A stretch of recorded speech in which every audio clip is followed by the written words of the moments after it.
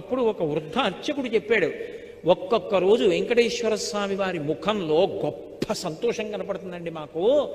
అలా కనపడింది అంటే మేము మరునాడు వస్తున్న వాళ్ళని చూస్తాం, ఎవరు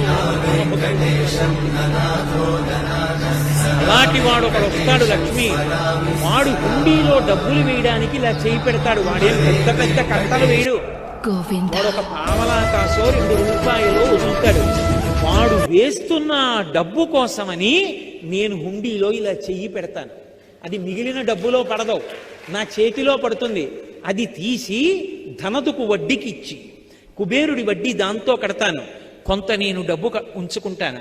నీకో చమత్కారం చెప్పనా, ఇంతమందికి ఇచ్చేవాణ్ణి పరమభక్తుల డబ్బులతో వింతలేల చెయ్యుచుండెదను కొండ మీద. ఆశ్చర్యకరమైన పనులు ఇలాంటివి చేస్తూ ఉంటాను.